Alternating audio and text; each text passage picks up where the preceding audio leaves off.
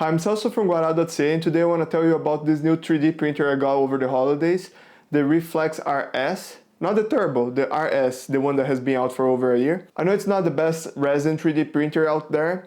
It's not even the best that Heygears make. But this printer went on sale for a really good price on Black Friday. And after a lot of research, watching reviews and comparisons, it seemed like the best bang for my buck.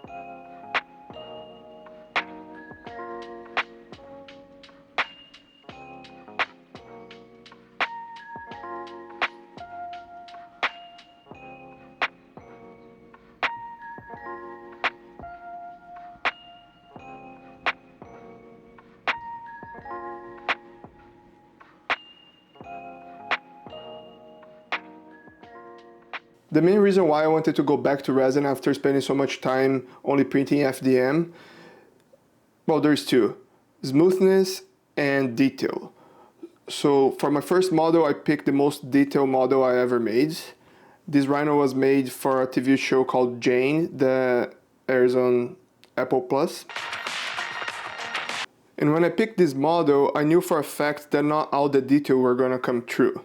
And that's exactly why I wanted to see what was going to be lost. And it has, the sculpt itself has porous detail, but the scale is so small that would never translate. But still, I'm blown away. Like it turned out better than I expected. More of the detail actually came true than I expected. This is actually my second print. The first one failed. And it was completely my fault. I forgot to hollow the model.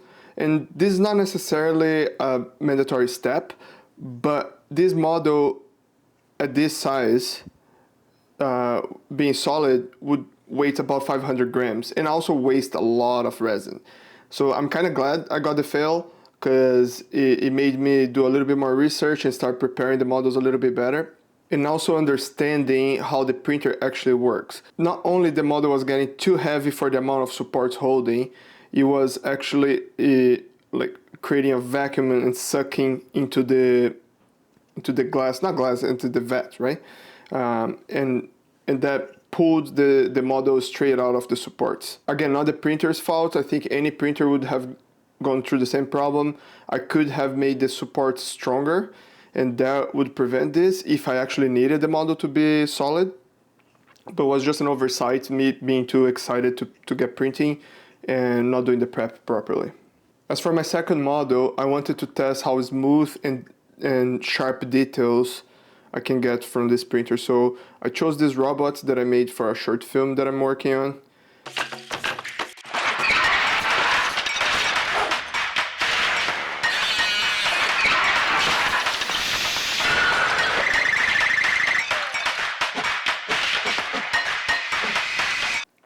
And I hope one day I get to finish this short film. Kind of lost steam on that one. The print looked great. Every single detail here came across as good as I could ever hope for.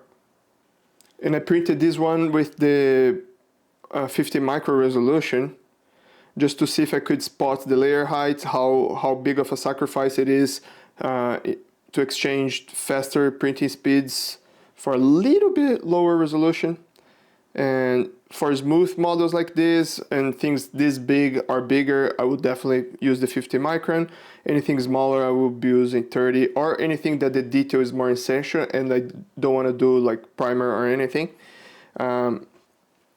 This was on the 30 micro layer resolution. This one was 50. This model took about 30 hours to print. As for this, this one took a bit longer. This one took 8. No, I'm lying. This one took 12 hours. This one took 8. Main difference is I print this one laying down, and that really affected the quality of the back here. So anything facing the build plate with lots of supports is not necessarily going to have this, and this is for any resin printers, not just this one. You need any flat surface facing down is a problem, so you want to maximize angles. So in order to do that, for this one I printed like in an angle like this, kind of. I didn't do it straight. I did it a little bit in an angle like this, and the results were way better. Like if you look at the back, there is nothing to, there's a little bit of support thing here for me to clear, but I can just run a sharp knife here and get rid of those. As for this, is not only the support marks that are left. So on an FDM printer, if I have the platform here and I'm looking to print a cube, most people are just gonna print the cube laying flat on the build plate. As for on a resin 3D printer, this is the build platform, it prints upside down, right? If you do the same, if you have the cube laying flat on the build plate, first, to ensure bad adhesion, it's gonna overexpose this area, so it's gonna be it's gonna be more brittle, just to make sure it's gonna be more stuck to the plate, so the whole model doesn't fall. And most likely, if you use any of the settings, and if the model is any more complex than a cube, it's gonna be on the model is gonna be on supports. So if you do it flat like this, the supports, it's gonna need a lot more supports, because this area is floating when printing. It's not going to be in contact with supports or the platform. So what ends up happening is instead of having a straight line, so if those are the supports, and instead of having a flat line here, contact point, it's gonna do a little bit of this. I'm exaggerating quite a lot here, but that's, the surface starts looking a little wobbly like this. So to maximize the resolution and avoid unnecessary supports, a cube, for example, should be printed in an angle like this. So you get supports, and this layer is not floating anymore, it's being supported by this support all the way to the next support, and so on. So even though you're getting extra marks on two sides here, as in this one you're only getting one side supported, you only have to clean up the contact points. The surface itself is going to look great, like the case on this one. As for this one that had flat areas facing the build platform, you got, and again, it's not bad, it's just not as good as it could be.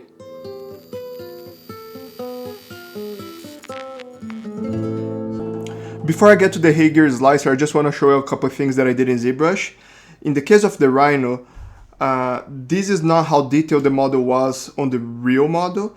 I doubled the detail layers intensity, so with the hopes that they actually show on the smaller scale, but other than that, it's pretty much the same. And this is the actual Dynamesh together, all the parts and decimated model. So let's just isolate the front here.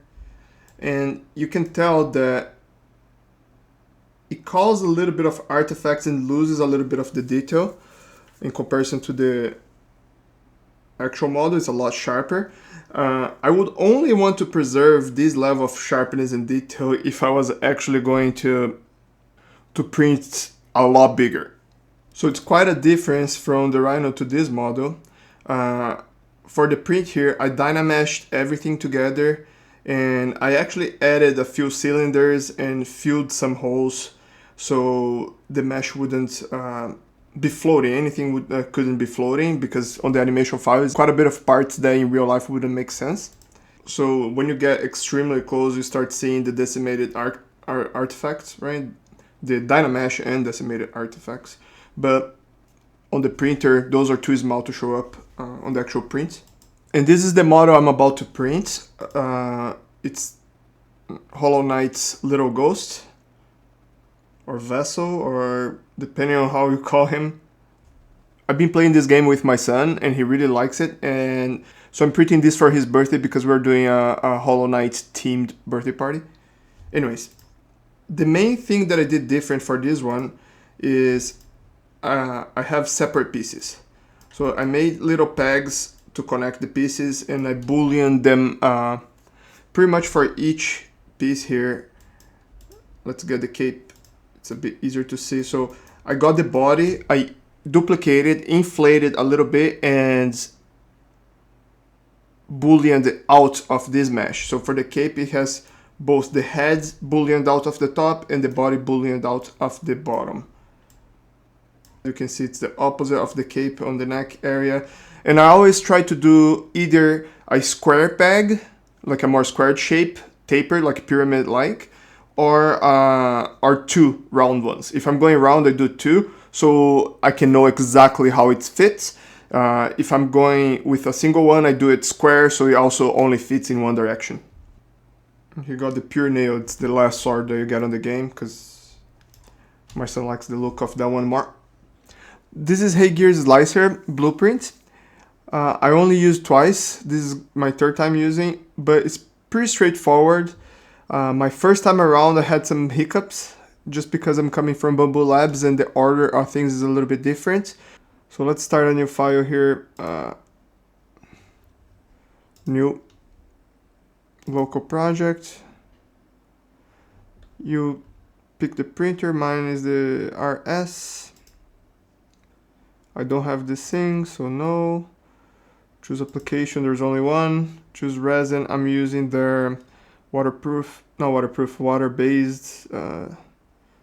their names or something. Yeah, this one, water-based 10. So there's PA, I don't know what stands for, poly something, water wash 10, and there's the water wash 20.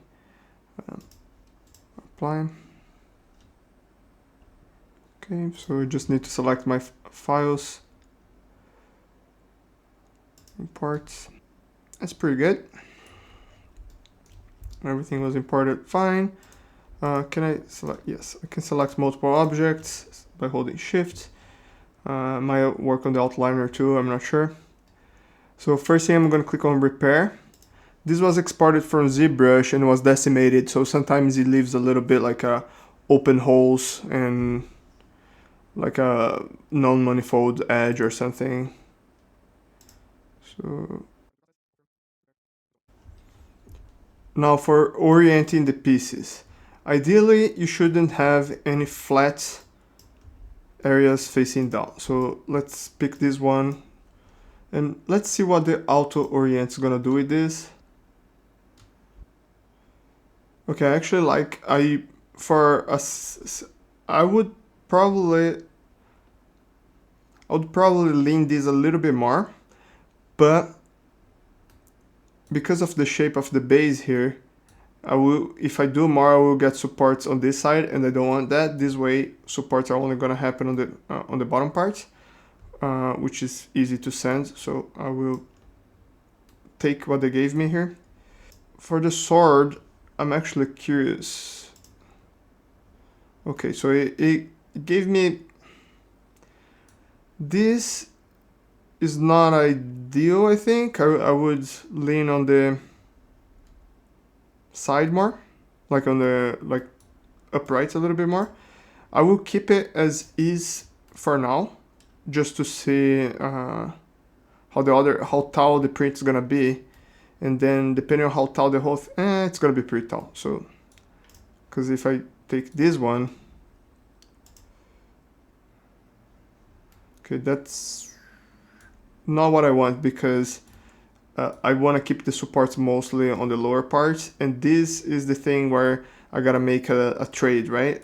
The more upright this model is, the more I'm shifting the supports to the lower portion, which is better, but it's also taller, so it's gonna vastly increase the print time if the model is completely upright. But I'm leaning more towards that, so let's see.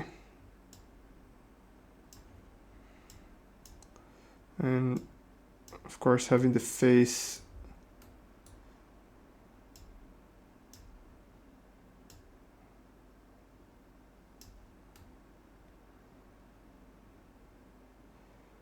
Okay, this way I think the worst resolution is gonna be over here where I don't care, and over here, which is not ideal, to be kind of wonky there, but better than the face part, right? So maybe a little bit more back.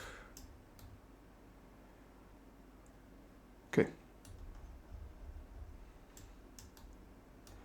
Now for this bit, I wanted this to be, I'm not even gonna try with the auto orient because I know what's gonna give me.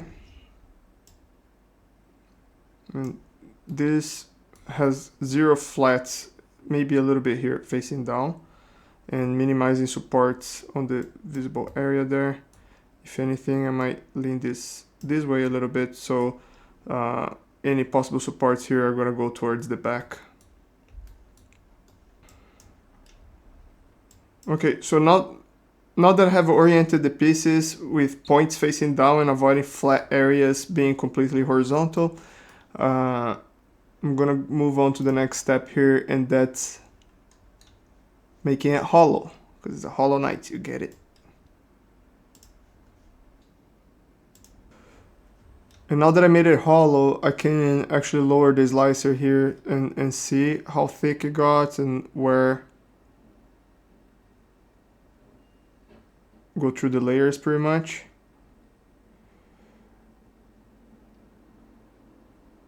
And I see a little bit of a problematic area here.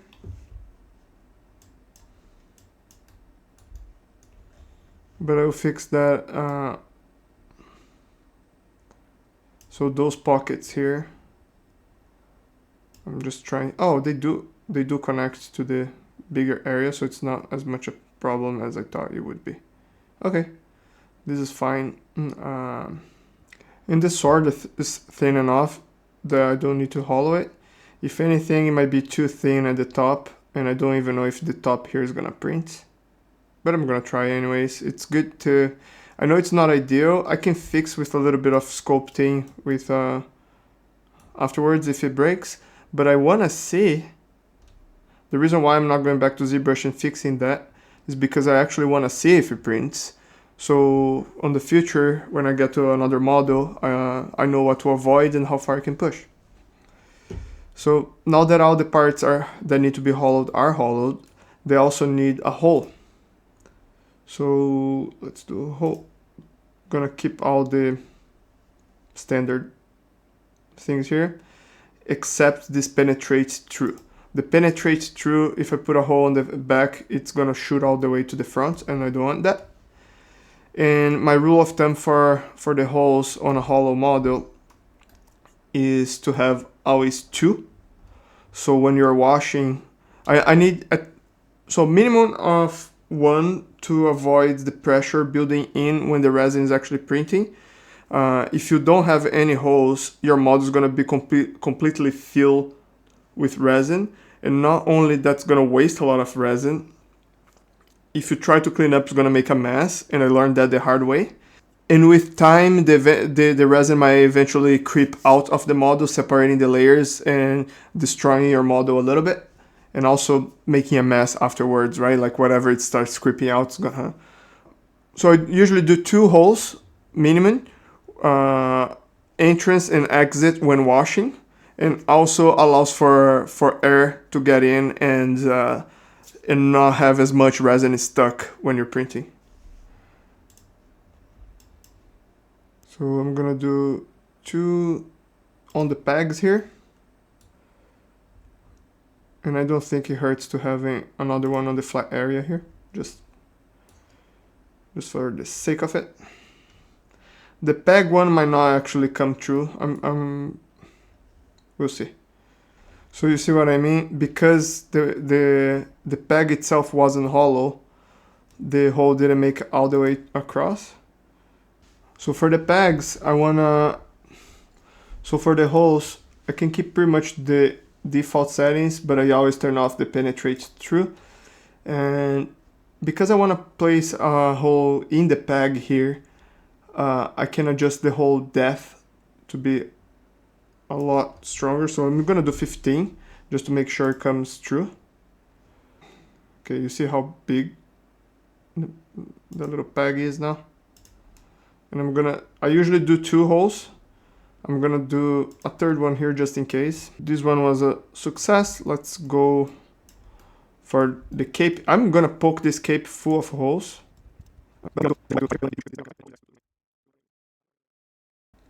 So far, I really liked the auto support with the default settings. So I'm just keeping default settings. Not gonna lie, I'm a little bit concerned with the sword here.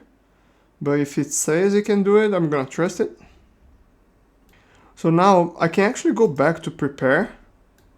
And they have the support. So this is a good benefit over the resin has over FDM slicers. Now slice is the final tab here, and this is something that was confusing for me.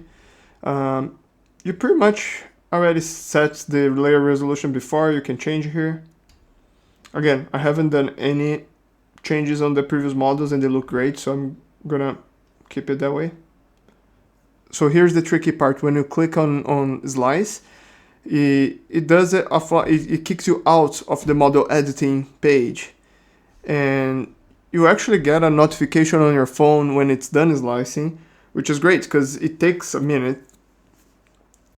I got a notification on my phone. I was out of disk space, so I cleared up my drive a little bit, sliced again. This time it worked. And the first time around, that's the bit that got a bit confusing with this app, because I couldn't for the life of me figure out how to print from here, because I did all the steps and the only option I had here was to open the project again, and I couldn't even see the slice file. And I kept like clicking and opening and right clicking and trying out the things and nothing was working. And then I finally clicked on slice files. So whatever you slice there, it sends over here. So it's a complete different tab for the sliced files. And if you think in 3D terms, it's almost like the sliced files are the renders. So they're an image sequence. And they literally are. So here, whatever you have on the slicer is your Blender file or your Maya file or whatever. It's the equivalent to that. It's your work file. And then the result of this is the slice files. They should have a slightly different name for the first one, I guess, because I was super confused. Anyways, from here, all I need to do is click on the little arrow and send via LAN to my printer. And I'm gonna do that. And while the printer is sending the files, I'm actually gonna open the slice file here. Can I? No. Right click. Okay. And click on preview. So this is generating a video of the image sequence, because the printer is pretty much projecting those images into the resin, and that's what's skewing the resin, right? So I'm just taking a quick look, see if I can spot any possible problems here. Okay. I think it's good to go.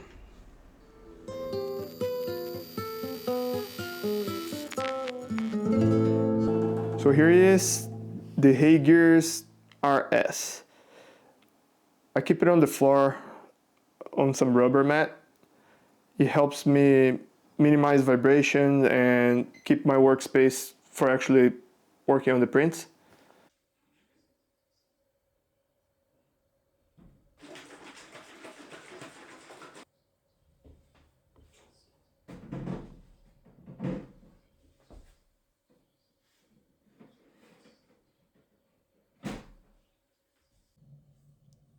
Okay, on the printer side, I don't have much light here, and that's actually a good thing, because too much light might start curing the resin. Really doesn't make sense for me is they made this whole system where they sell the resin bottles instead of almost like a cartridge style that you insert on the printer. And that's cool and all, but when you look here, the maximum amount is 900 mLs. And this bottle the bottle comes with 1,000. Unless you're using multiple bottles during the same print, you might as well just pour it here. It fits the entire bottle anyways. So to actually print, I just need to go on job list and print. And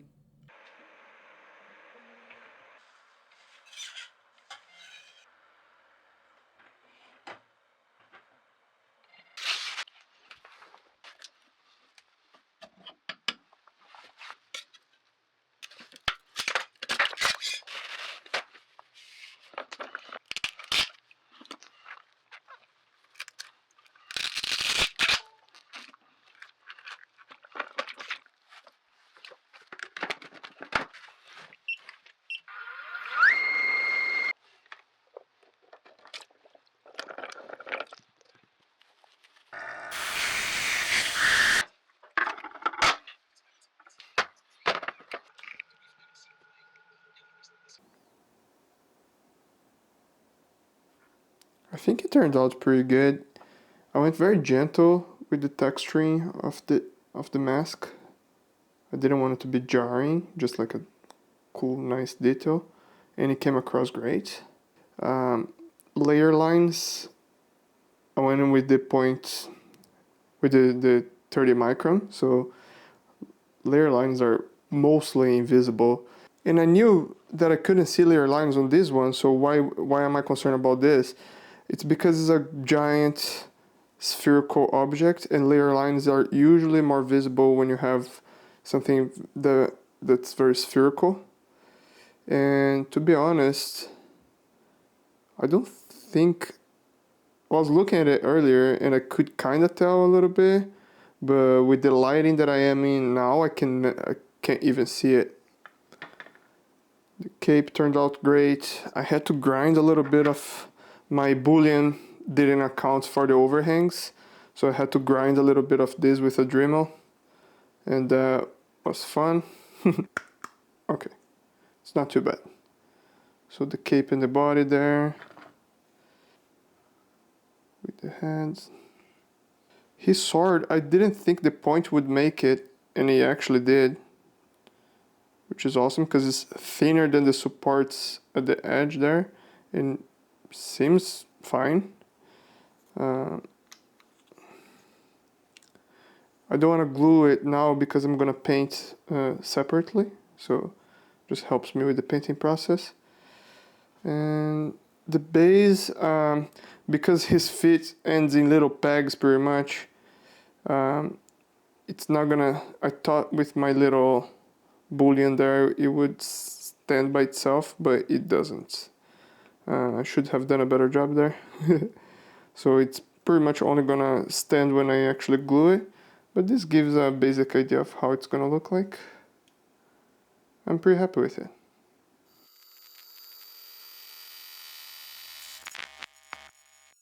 I started messing around with 3D printing over 20 years ago. At the time, desktop 3D printers were definitely not a thing. The only way I could have access to printing was by using a service. And to get one little statue printed cost me about the same that a small 3D printer costs today. And worst of all, that print broke when I was trying to make a mold out of it, and the only thing left is a memory. Because of the high cost, I went years without printing anything. That's until I moved to Canada, and the cost of 3D printing services became a lot more accessible. So this was printed about 15 years ago by Shapeways, and the cost was very accessible at the time. I haven't looked at it in a while. And the material is very strong, some type of nylon. Detail is not quite what we can get today, but was blowing me away at the time. A couple years later, I printed with them again, this time in full color sandstone. And this material is a bit more fragile. You can tell that's a bit brittle, but this one has survived over a decade with me now and still in one piece. The quality is really good, but the resolution leaves a little bit to be desired compared to today's standards. But at the time, I was definitely really happy with it. To be fully honest, I still am. In 2016, I ended up buying a Form 2 from Formlabs, and I was really happy with that printer for about 2 months. You see, the resolution is great, the quality is great, but the resin that they had at the time was a bit brittle. Most of my prints have broken parts by now. But to be honest, resolution and color really stood the test of time. The prints look just as sharp and high resolution as the modern ones that we have today, and has been 10 years. But the major drawback from that printer was the cost. Not only the printer was very expensive, it cost me about 5,000 Canadian at the time. Material was really expensive. 1 liter of resin cost me about $150 at the time. Plus, they also recommended changing the resin tank with the glass, the vat, every 2 liters. So that added another $50. Plus tax, that got me about $200 per liter. And if that wasn't bad enough, I started getting fail after fail, and I had no idea why. And I was pretty sure it was me, that I was doing something wrong. So I tried different orientations, I tried different supports, I tried filtering the resin, new resin tank, different types of resin. And my results were not consistent at all. One file would print, the other one wouldn't. I would compare both, seeing what I did different, and I couldn't figure out. So I went months without printing, just being disillusioned. Like it took all the joy from the hobby for me. And all those inexplicable fails were adding so much rage to my life. I was pissed all the time. I would go a month or two between prints because I didn't want to go through the entire frustrating process of getting a successful print. Until one day I finally got a first try successful print. I was like, okay, I have nailed, those are the settings. I did everything right this time. And then I went to print the exact same file again because I wanted to paint one and keep one in gray, and it failed. Same file, same settings, same resin, same tank, everything was the same, but the second one failed. And I tried a third time, and it failed even worse. At this point, I had the printer for almost a year. My warranty was about to expire, so I contacted them, I explained everything, I sent pictures of all my tests, and they asked for a few more tests. They sent me a special file for me to print. After printing it, there was 3 butterflies on it. The first one failed totally. The second one stuck to the plate. The tips of the wings were kind of broken, but it almost fully printed. And the third one printed perfectly. And when I sent the pictures of the results, it was clear to them the laser on the printer was failing. And that's why I couldn't get consistent results. On their file, the laser was traveling around the butterfly 1 time, how it's supposed to, on the first one, 2 times on the second one, and 3 times on the third. And that means that the laser wasn't strong enough to fully cure the resin with a single pass. So I had to send it back. And it was under warranty, so it should cost me nothing. The problem is I'm in Canada and they were on the US, so I had to pay for international transportation. And again, no complaints here, they fixed my printer for free. But the amount of resin and resin tanks that I used during this time trying to troubleshoot, I spent probably $1,000. And a lot of the resin that I still had just expired. So they gave me a gift card for a few liters of resin just to try to make amends. And it kind of worked, but my joy of printing was gone, and I was eager to get back to it. So I printed a few more things. I actually printed some client work until one day I left to work, leave something printing. And when I get home, I rush downstairs to check on the printer, and resin has leaked through the entire thing. It's dripping on the floor. I had so much going on at that time. I was about to have my first child. I had no headspace to deal with that at that moment. So I just boxed the printer and haven't touched since. A couple years go by and I got an Ender 3, and I was able to print some pretty damn good things out of it. FDM 3D printers got really cheap at this time. That printer cost me about $300. Material was costing me between $20 and $30, but I was getting failures all the time. But the failures on the Ender 3 were not so bad. First of all, they were definitely my fault because of not leveling the bed properly or not cleaning the plates properly, or even the file, like not preparing things properly. So every time I got a fail, I had something I could do and try again right away, and I would get a success. But actually printing with the Ender 3 was a bit of work. It would take me about half an hour every time before printing just to make sure that I'm bed leveling properly and cleaning the plates properly and preparing everything and triple checking everything and watching that first layer go by and praying it sticks to the plate. So it was exciting actually, like wasn't too bad, but I wasn't printing as much as I could because it demanded more time from me. And that's when I got my Bamboo P1S. This printer was plug and play. No bad leveling. Maximum I have to do is clean the plate here and there. And because printing was so easy, I actually started printing more and more and more. And I started even downloading files like this one and being amazed about all the engineering and movable parts that were possible with FDM printing that I never thought would be a thing when I was printing only on resin. And the amount of free amazing models available for you to print is unbelievable. Now I'm printing a lot. Not only things that I make, but things that I find and they're cool and I can reverse engineer them so I can make my own designs. I've been printing a lot of little toys for my kids and Valentine's Day giveaways for their friends. And then I find out about HueForge and now I'm actually printing 2D pictures with the 3D printer. And that's how I made my business card for Lightbox Expo. And a fridge magnet with my logo.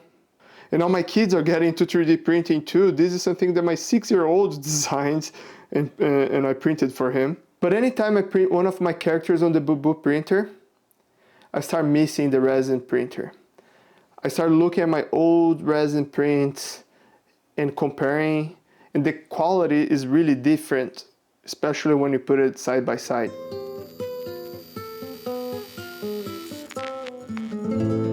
Alright, as far as the prints go, I can't imagine getting any better than this. I don't know if the competition is about the same or not. Probably is for what I see on the internet. So the print quality, no questions there. Resolution is amazing. Everything is great. Now the printing process, it's why I bought this printer and not a cheaper alternative. It's pretty much plug and play. I just hook it up, auto leveling and everything. Didn't have to worry about anything. The software is pretty amazing. The slicer does its job. The supports are easy to remove, giving you the ability to make the model hollow and add holes in this slicer is a game changer for me.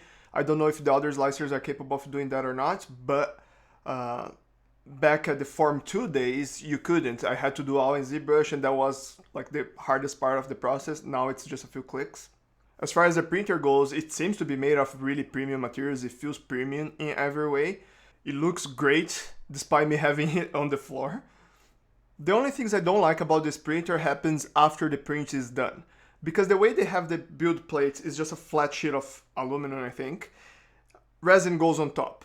And even if you scrape it out, the resin that I'm using is the water wash one. It's very, very liquid, low viscosity. So it goes everywhere. And I know that's part of printing with resin. Post-processing is way more time consuming than FDM prints. That's expectable. But they're not making my life any easier by having a build plate that the resin goes on top of it. Form 2, 10 years ago, had that figured out by having a thick resin plate. And it's not made out of a single material, right? Like it was probably a plastic all around, but by having the build plate being tall, it kept resin from going above that, so it was a lot easier to remove the prints without spilling resin everywhere. And I'm solving this post-process pain in the ass part of it by either 3D printing some little accessories that I can use to make my life easier there, or buying other things like a silicone tray and a better silicone spatula than the one that comes with it. And even the washing cure station, I did not buy the Heygears one because I believe it to be extremely overpriced. It's the price of a new printer pretty much if I get the whole thing. So I went with the Elgu one. And it's alright, does the job, so no complaints there. And I would make the actual resin tank a lot lower capacity. Like it's 900 milliliters. If you don't want us to pour the resin into the resin tank, you want us to use your little system of putting it on the back of the printer, why do you put a full liter pretty much on there? Like it kind of defeats the purpose fully. A big resin reservoir like that is only good if you're actually gonna feed with the bottle instead of using the top. And most of the resins that Heygears make only come on the top feeding thing. I guess the big tank is really good for people who are not using the resins, but they sell this as an enclosed system. They don't even provide you the ability to change the settings so you can accommodate for third-party resins. When you're using third-party, you're kind of stuck with the presets that they have for their own materials. For what I heard, it works great, so it's not a big deal. But at the same time, it's a little bit of a paradox there, you know? The only little bit of buyer's remorse I got was because Anycubic announced their new printer right after I got this one. And I don't think that printer is any better. It actually does look like a clone of this one a little bit, with the difference that gives you the ability to use any resin that you want and actually control the settings, while providing the pre-made settings for their own materials. So best of both worlds on that aspect. So that created a little bit of envy towards that printer for me. And to be honest, I think that's the major downside of the Heygears printer. I know people have tested third-party resins and they work with the settings that they made for their own resin, but if they don't, or if you really wanna use a third-party resin for whatever reason, in my case would be price. I got my resin on Black Friday, so it was about the same price as Anycubic's resin or Elgu resin, but when there is no sale going on, it's about 3 times the price. And the one I got is the 4 bottles combo, 4 liters, and that's great because it gets me going for a little bit of time, and that's part of what made it cheaper. But when I received, I only have 4 months of shelf life left. I'm pretty sure I will use those before they expire, but what if I don't? Their shelf life is 1.5 years after production. So buying the resin and receiving the tail end of that shelf life feels a little bit dishonest. And as far as customer service goes, I did have to use it. My resin never arrived. I had to contact them to figure out what was going on. And turns out FedEx lost the package and they had to send a new one. But their head office is in China, and when you email them, that's who you're talking to. And there's no problem whatsoever with that. They're extremely respectful and very quick to respond. But there's the different time zones. Daytime for me is nighttime for them. So a lot of times I would only get the reply the day after. And the confusion between FedEx, their office, and contacting me, I pretty much only received the resin 3 weeks after I had the printer. And that was a bit frustrating. So would I buy it again? Probably yes. Because I'm in love with the prints I'm getting out of this.